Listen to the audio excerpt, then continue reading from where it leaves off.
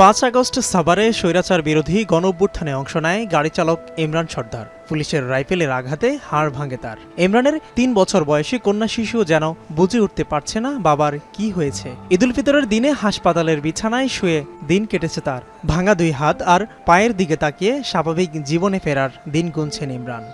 যদি আমি বাড়ি থাকতাম, বাবা মা ভাই বোন নিয়ে থাকতে পারতাম, বড় শান্তি লাগতো। এখন আজকে আমি আমার মেয়ে আর আমি হাসপাতালের বেডে আমার একটু মন খারাপই লাগছে। গত বছরের ঈদের খুশির বর্ণনা যেন আজ শুধুই স্মৃতি। এবারের ঈদ যেন জীবন্ত লাশের অনুভূতি। তাই তো ৬ সদস্যের পরিবারের একমাত্র উপার্জনক্ষম মোহাম্মদ আলীর কণ্ঠভার। বর্তমান যে ঈদ, এটা হলো আমার জীবনে আমি জিন্দা একটা লাশ, মানে এটা আমার ঈদ না।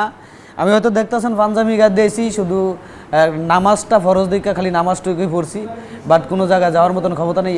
এটা আমার জন্য ঈদ না, এটা আমার জন্য একটা বিষ। বান্ডেল থাকলে প্রতি সেনমানিতে টাকা বাঁচবে। বিকাশ সেনমানি বান্ডেল কিনে জিতুন প্রতি লেনদেনে। ইমরান সর্দার আর মোহাম্মদ আলীর মতো এমন গল্প অনেকের। সোমবার পবিত্র ঈদুল ফিতরে রাজধানীর চক্ষু বিজ্ঞান ইনস্টিটিউট এবং পঙ্গু হাসপাতাল সহ কয়েকটি হাসপাতাল ঘুরে দেখা যায় এমন চিত্র। ঈদের দিন চারদিকে যখন খুশির আমেজ, পরিবার পরিজন নিয়ে সময় কাটছে আনন্দে, তখন পরিবার থেকে দূরে থাকা হাসপাতালে কষ্টের মুহূর্তের বর্ণনা অনেকের কণ্ঠে। এক জায়গায় আমার মা, এক জায়গায় আমার বাবা কাঁদতেছে, এক জায়গায় আমার মা সন্তান, আরেক জায়গায় আমি, আরেক জায়গায় আমার বউ, বুঝছেন, দুর্বুদ্ধ। চাকরি বাকরি করতাম, নিজের টাকা পয়সা দিয়ে আর কি ফ্যামিলির যেটাই পারতাম কিনা টিনা দেওয়ার চেষ্টা করতাম। কিন্তু এবারকার তো মনে করেন ফ্যামিলিরও কিছু কিনে দিতে পারিনি, এবং কি নিজের জন্য যে একটা জিনিস কিনবো সেটাও কিনতে পারিনি।